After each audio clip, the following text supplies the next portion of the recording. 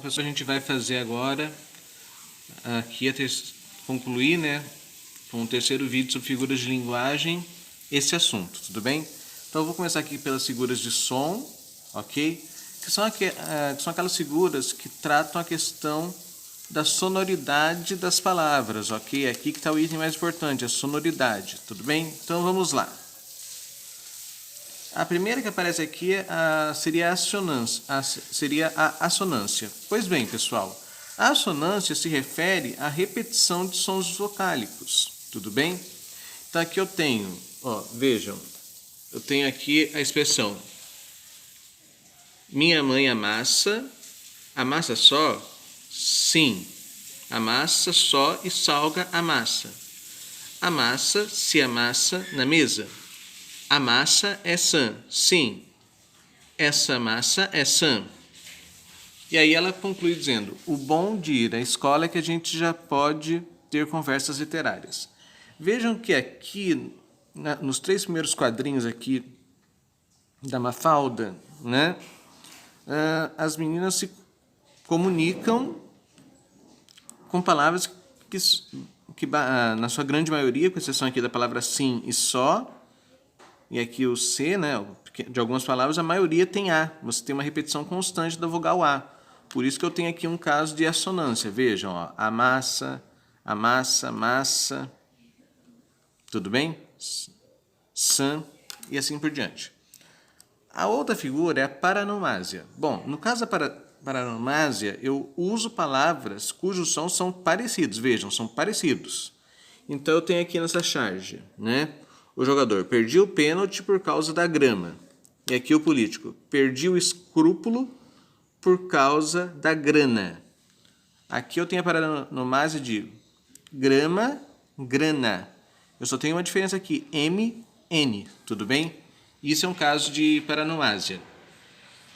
Essas duas chaves eu queria só retomar, né, que eu retirei do site toda a matéria.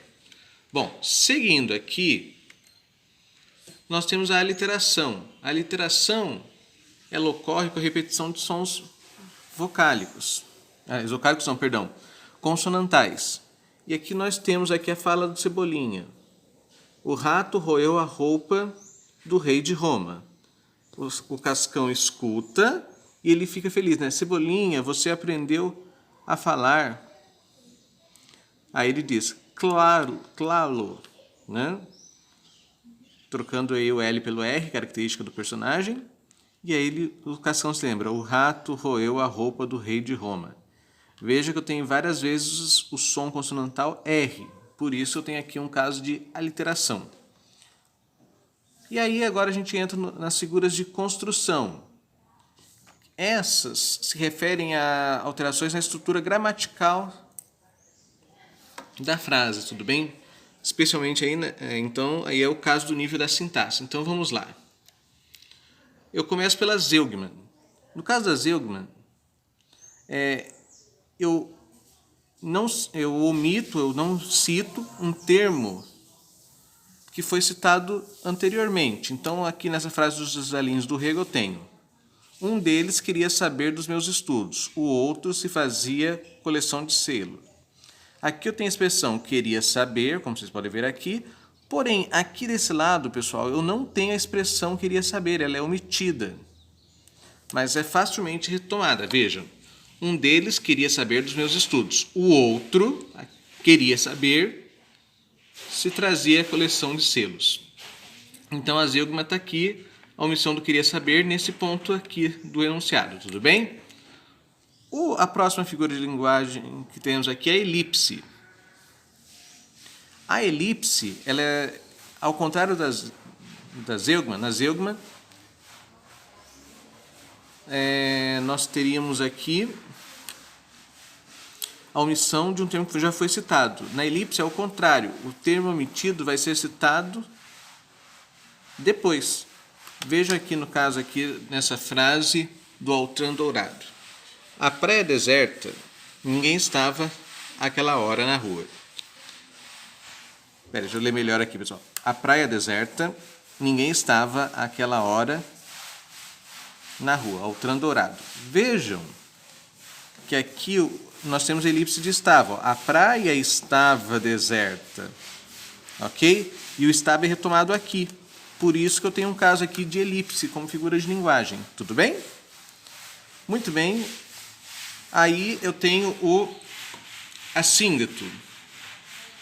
O assíndito, ele ocorre, pessoal, quando eu omito as conjunções entre orações que estão em sequência. Aqui, ó, fazia riscos, bordados, mandava ir rendas de grama gol, cosia com amor, aprendia a arte do biro. Uma citação de Ciro dos Santos. Aqui, olha, a conjunção e, por exemplo, né, aditiva, ela não aparece. Por isso que eu tenho um caso aqui de assíndito. Ó. Eu poderia encaixar aqui a conjunção e, mas eu não a tenho. Então eu tenho aí um caso de assíndito. A próxima figura é o polissíndito. O polissíndito é o contrário do assíndito. No caso do polissíndito, eu tenho a repetição dessas conjunções. Ok, se era noivo, se era virgem, se era alegre, se era bom, não sei. É tarde para saber. Carlos Drummond de Andrade. Vejam, ó, se. Ok? E eu repeti uma após a outra. Portanto, eu tenho um caso aqui de polissíndito. Tudo bem? Aí eu tenho anáfora. No caso da anáfora, acontece o seguinte: eu repito constantemente uma palavra em espaços regulares, ou seja, até dá a impressão que nós temos um certo intervalo. Aqui nós temos aqui uma frase do Carlos Drummond de Andrade que ilustra uma anáfora para a gente. Noite, montanha, noite vazia, noite indecisa, confusa noite. Noite à procura, mesmo sem alvo. Vejam que o termo noite, olha, ele aparece inúmeras vezes aqui. Certo? Então, isso é uma anáfora, quando eu repito regularmente uma palavra. Tudo bem? Quando eu tenho essa repetição no texto, eu tenho um caso aqui de anáfora. Né? Aqui parece que nós podemos deduzir que há uma ênfase na descrição da noite. Daí o porquê do Carlos Drummond repetir a palavra noite constantemente. Pleonasmo. Bom, o pleonasmo ele ocorre, pessoal, quando nós repetimos uma palavra ou uma ideia que já foi citada antes. Só que é uma repetição que seria uma espécie de redundância.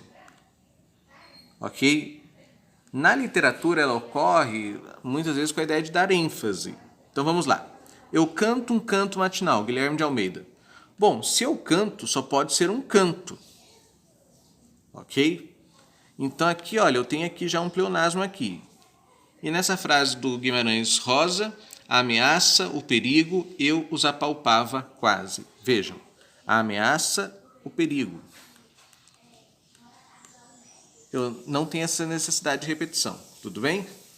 Lógico, volto a repetir, no caso aqui é uma licença poética, nós estamos falando da literatura, e aqui a ideia é dar enfatizar algo, tudo bem? Então aí nós temos o anacoluto agora, já seguindo, né? O anacoluto é nada mais que um termo solto, ok? Na frase, ou seja, ele é inserido no meio do enunciado sem relação com as outras partes, né? Em vista de uma troca de uma construção sintática, da troca de uma construção sintática por outra. Aqui nós temos aqui então o quê? Uma figura de linguagem que, a meu modo de ver, parece se aproximar da oralidade, né? Que na oralidade nós temos essa é muito frequente na oralidade colocar uma expressão inserida, né, junto no meio do enunciado, né?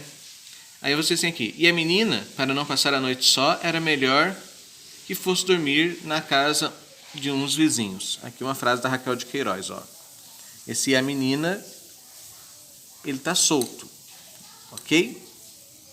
Bom, seguindo, o hipérbato é uma inversão brusca da posição normal dos termos, que aqui no português seria sujeito, verbo, complemento, tudo bem?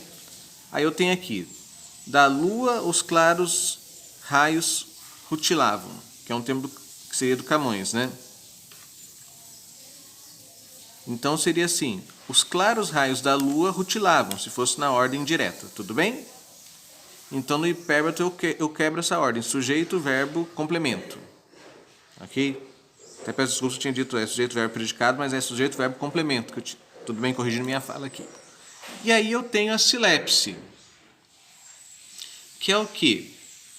Eu faço uma concordância com algum termo que está subentendido. Então eu tenho aqui, e todos seguimos para o salão de estudos, José Lins do Rego. Esse seguimos aqui não seria concordância no primeiro momento de todos seguem. Quando eu tenho esse seguimos aqui, entende-se que eu estou inserido dentro desse todos, então é um nós. Aí é a silepse de pessoa. Aí eu tenho a silepse de número, ninguém quer comprar, se ainda estamos abertos, é por honra da firma. Vejam, esse estamos aqui esperaria abertos. Mas aqui, nessa frase do José Veiga, subentende-se que esse aberto, ele enfatiza que é uma pessoa falando, tudo bem? Aí é nas entrelinhas. Aí eu tenho aqui na silepse de gênero, está uma pessoa ouvindo missa, meia hora o cansa e atormenta, e faz romper em murmurações. Pessoa é feminino, mas aqui eu tenho o pronome o, que é masculino. É uma silepse de gênero, eu entendo que essa pessoa seria um homem, tudo bem? Então vejam que tem uma motivação, não é aleatório, tá bom? Bom, pessoal, com isso terminamos esse vídeo sobre figuras de linguagem. Até a próxima. Fiquem com Deus.